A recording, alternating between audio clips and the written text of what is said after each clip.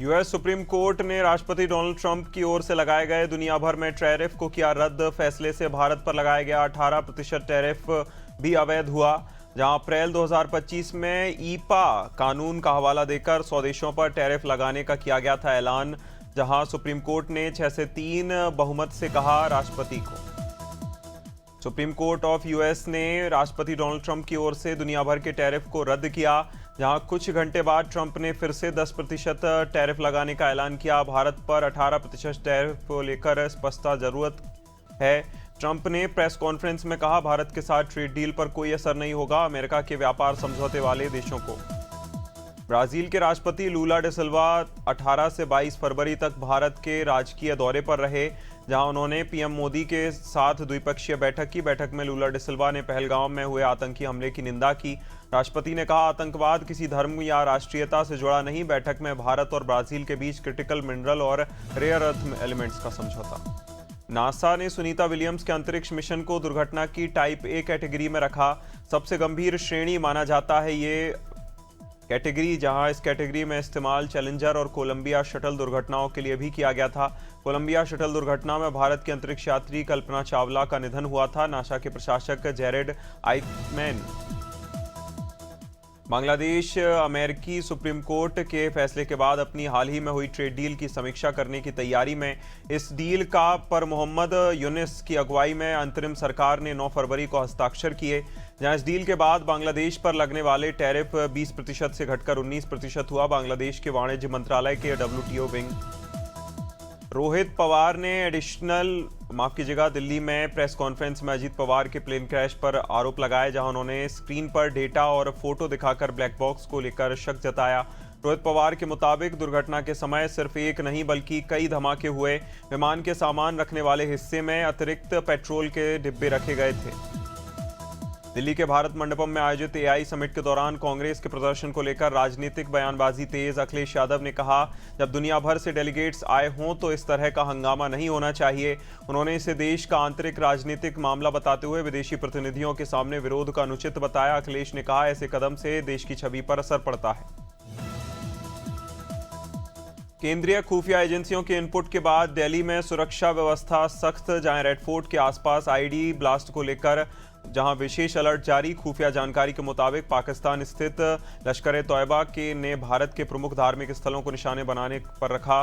सूत्रों के अनुसार चांदनी चौक इलाके का एक मंदिर भी संभावित टारगेट हो सकता है। अमेरिकी टैरिफ डील को लेकर कांग्रेस ने मोदी सरकार पर बोला तीखा हमला। राहुल गांधी ने प्रधानमंत्री मोदी पर समझौते को लेकर विश्वासघात का आरोप लगाया।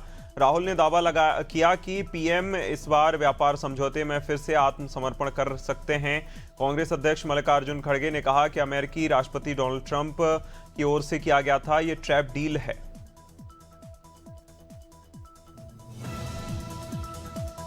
पश्चिम बंगाल में विधानसभा चुनाव से पहले वोटर लिस्ट को लेकर राजनीति तेज। करीब 2-3 महीने बचे चुनाव को लेकर SIR पर फिर विवाद गहराया। ममता बनर्जी ने मुद्दे को सुप्रीम कोर्ट तक ले जाकर जुझारू छवि को उभारा।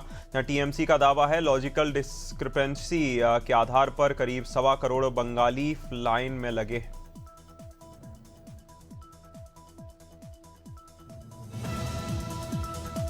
अलीराजपुर में नेता प्रतिपक्ष उमंग सिंगार पर कथित टिप्पणी को लेकर सियासी उबाल देखने को मिला। कांग्रेस और आदिवासी विकास परिषद के भाजपा नेता कैलाश विजयवर्गीय के खिलाफ जोरदार प्रदर्शनकारियों ने विजयवर्गीय के इस्तीफे की मांग की। चंद्रशेखर आजाद नगर में युवा कांग्रेस ने ब्लॉक अध्यक्ष विनय बसुनिया के नेतृत्व में पुतला दहन किया।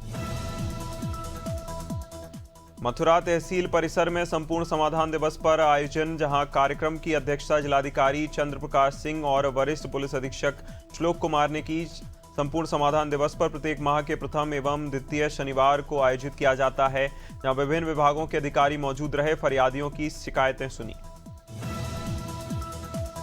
पकांजूर पुलिस ने 90 बोतल नशीली दवाइयों के साथ मुकेश सरदार को किया गिरफ्तार। आरोपी के कब्जे से NDPS एक्ट की धारा 21 के तहत मामला दर्ज।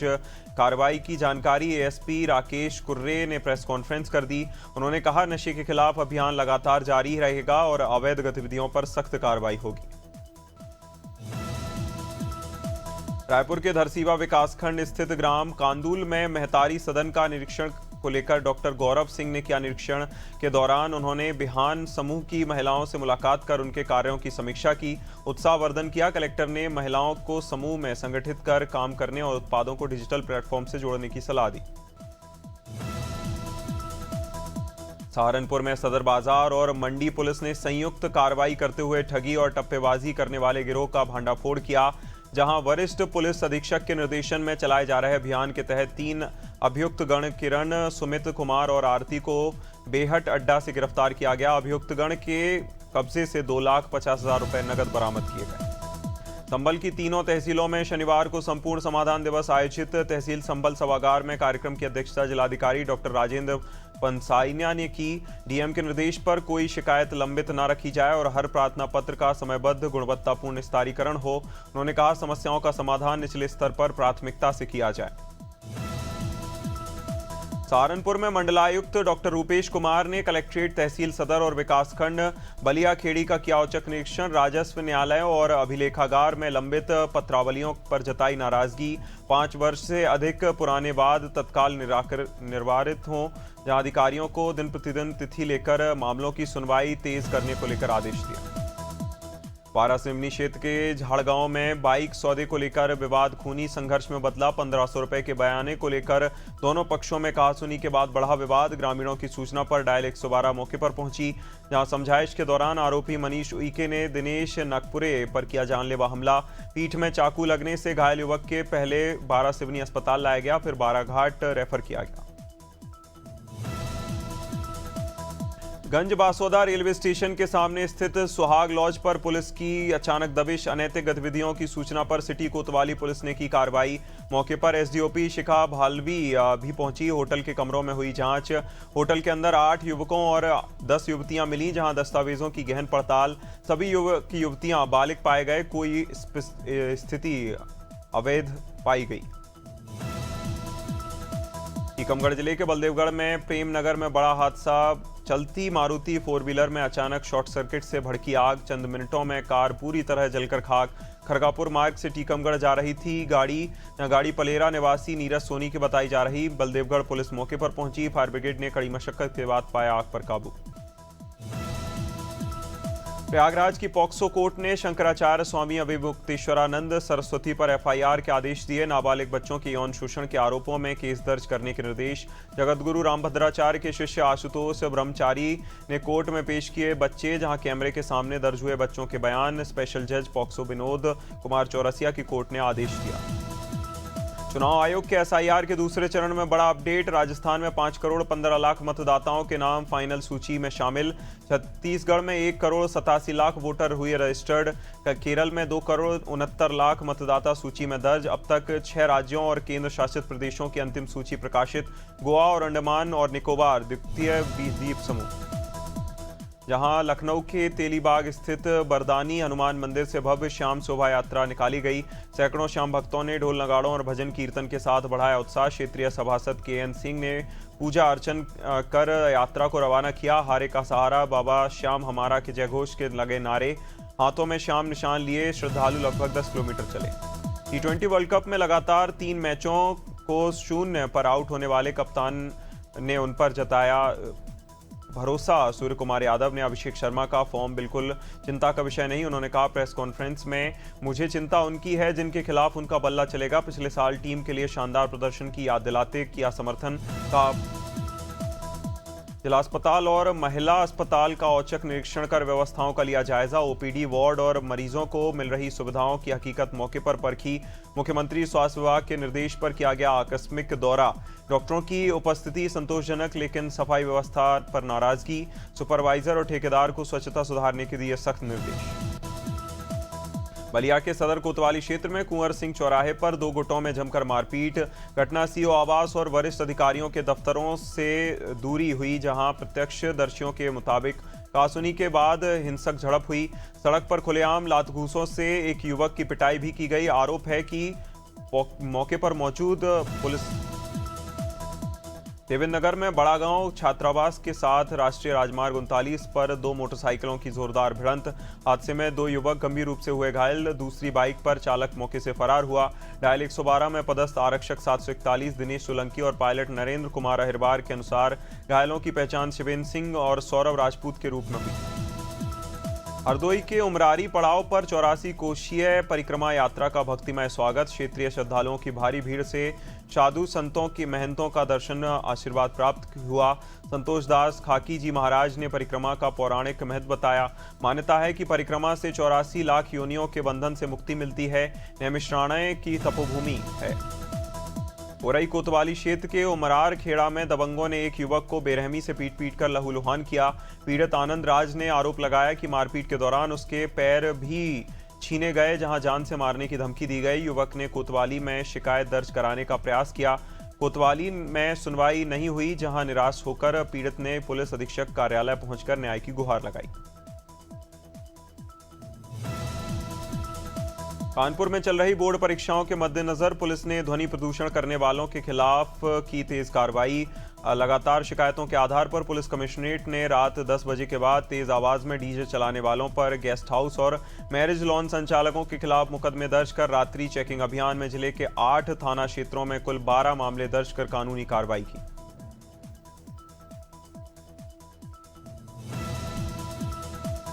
प्रदेश में कक्षा 10वीं की परीक्षाओं की शुरुआत। एक साल में परीक्षा में 3,23,705 विद्यार्थियों ने पंजीयन कराया। पिछले साल के 3,28,716 से कम हैं। परीक्षा सुबह 9 बजे से होकर 12 बजे तक आयोजित की जा रही। सभी केंद्रों पर आवश्यक तैयारियां की गईं। रायपुर के शासकीय स्कूलों में परीक्षा शांतिपूर्ण ढंग से हुई। बालाघाट में हॉकफोर्स के शहीद निरीक्षक आशीष शर्मा की स्मृति में पुलिस ने भावपूर्ण पहल की। शहीद आशीष के जन्मदिवस के अवसर पर नवेगांव थाने में उनकी प्रतिमा पर अनावरण और नवनिर्मित स्मृति पार्क का शुभारंभ किया। कार्यक्रम में पुलिस अधिकारियों, जवानों, स्थानीय ग्रामीणों ने नम आंखों से श्रद्धांजलि दी, जहां परिसर शहीद आशीष शर्मा अमर रहे के नारे लगे। नई दिल्ली के भारत मंडपम में आयोजित इंडिया एआई इम्पैक्ट समिट के दौरान इंडियन यूथ कांग्रेस के शर्टलेस प्रदर्शन पर उप मुख्यमंत्री विजय शर्मा ने दी कड़ी प्रतिक्रिया। कहा, शर्टलेस नहीं शेमलेस प्रदर्शन है। उन्होंने कहा, यदि किसी प्रक्रिया में त्रुटि हो तो संबंधित मंत्री का घेराव समझ में आता है, लेकिन अंतर्राष्ट्रीय स्तर के कार्यक्रम में इस तरह का व्यवहार अनुचित और शर्मनाक है। छत्तीसगढ़ विधानसभा का बजट सत्र 23 फरवरी से शुरू होकर 20 मार्च तक आयोजित होगा। डॉक्टर रमन सिंह ने पत्रकार वार्ता में सत्र की रूपरेखा विस्तार से बताई, जहां कुल 15 बैठकें होंगी। सत्र की शुरुआत 23 फरवरी को सुबह 11 बजे से होगी, जहां वित्त मंत्री ओपी चौधरी 24 फरवरी को वित्तीय वर्ष 26-27 का बजट पेश करेंगे। मुख्यमंत्री विष्णुदेव साय ने अपने 62वें जन्मदिन पर जशपुर जिले के दोकड़ा स्थित ऐतिहासिक जगन्नाथ मंदिर में की पूजा अर्चना। उन्होंने भगवान जगन्नाथ, बलभद्र और सुभद्रा से प्रदेशवासियों से सुख समृद्धि की कामना की। इस मौके पर उनकी पत्नी कौशल्या साय और परिवार के सदस्य मौजूद रहे। सीएम साय ने जनकल्याण को सरकार की पहली प्राथमिकता बताया। प्रदेश के पशुपालन मंत्री सौरभ बहुगुणा ने देहरादून स्थित दुग्ध संघ परिसर में आंचल कैफे प्लस का शुभारंभ किया, जहां उन्होंने अधिकारियों को बधाई देते हुए कहा, ये कैफे आंचल ब्रांड को नई पहचान देने की दिशा में महत्वपूर्ण है। उन्होंने बताया, उनकी प्राथमिकता आंचल उत्पादों को सीधे जनता तक पहुंचाने की है और इसी सोच के तहत हाई एंड कैफे की परिकल्पना को साकार किया गया। दिल्ली में आयोजित एआई समिट में यूथ कांग्रेस के प्रदर्शन को लेकर देश भर में बीजेपी प्रदर्शन कर रही। देहरादून में बीजेपी प्रदेश अध्यक्ष महेंद्र भट्ट ने सी प्रदर्शन को लेकर कांग्रेस पर हमला बोला। उन्होंने देश की छवि खराब करने की साजिश बताया और कांग्रेस को विदेशी ताकतों की टूलकिट करार दिया। भट्ट ने कहा, अंतर्राष्ट्रीय मंच पर अनुचित व्यवहार दुर्भाग्यपूर्ण।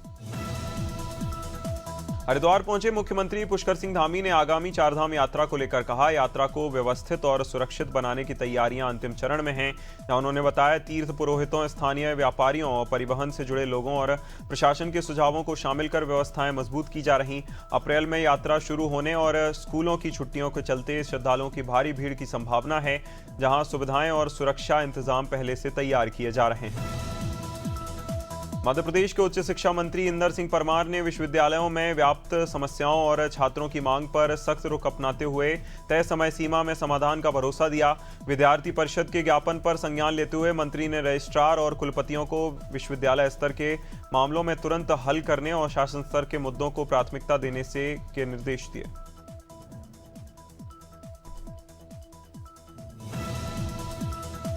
शिवपुरी में साइबर अपराध के खिलाफ बड़ी कार्रवाई करते हुए पुलिस ने अश्लील वीडियो कॉल और डिजिटल गिरफ्तारी का डर दिखाकर ठगी करने वाले गिरोह का किया भंडाफोड़। आरोपी फर्जी व्हाट्सएप अकाउंट बनाकर महिलाओं के नाम से चैट करते थे, अश्लील बातचीत रिकॉर्ड करते थे और फिर खुद को पुलिस अधिकारी बताकर कई मामलों में फंसाने की धमकी देकर पैसे वसूलते थे। 1 अप्रैल से देशभर में नेशनल हाईवे टोल प्लाजा पर नगद भुगतान पूरी तरह बंद। National highway authority of India NHAI toll system को पूरी तरह डिजिटल बनाने की दिशा में बढ़ रही। जहां नई व्यवस्था के तहत टोल शुल्क केवल फास्टैग और UPI जैसे डिजिटल माध्यम से ही होगा। जहां इस फैसले का मकसद टोल ऑपरेशन में पारदर्शिता, सटीकता और समय की बचत सुनिश्चित करना है। आईटेल ने भारतीय बाजार में अपना नया बजट स्मार्टफोन A100 लॉन्च किया, जहां phone premium design, sleek look के साथ आता है। इसमें खास अल्ट्रा लिंक फीचर दिया गया, जिससे बिना सिम नेटवर्क के भी आईटेल फोन पर कॉल की जा सकती है। फीचर नेटवर्क कमजोर होने की स्थिति में यूजर्स के लिए उपयोगी साबित हो सकता है।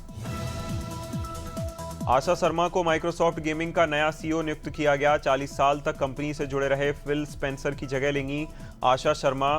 फिल स्पेंसर के कार्यकाल में एक्सबॉक्स ब्रांड और गेमिंग बिजनेस को वैश्विक स्तर पर नई पहचान मिली। आशा शर्मा लंबे समय से टेक इंडस्ट्री में नेतृत्व की भूमिकाओं में सक्रिय नहीं। नई भूमिका में वे सीधे सत्या नडेला को रिपोर्ट करेंगी।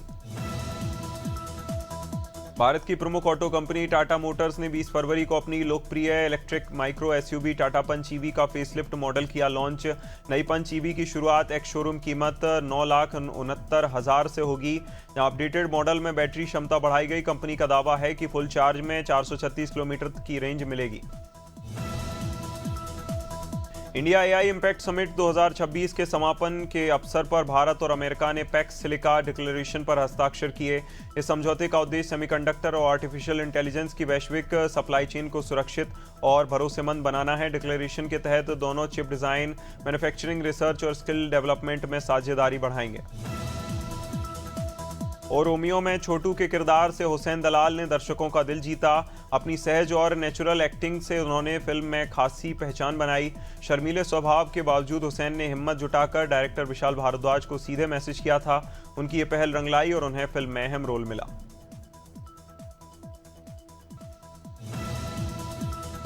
संजय गुप्ता ने फिल्म काबिल 2 की स्क्रिप्ट तैयार होने की आधिकारिक पुष्टि की। जहां इंटरव्यू में उन्होंने बताया कि कहानी पूरी तरह लॉक है।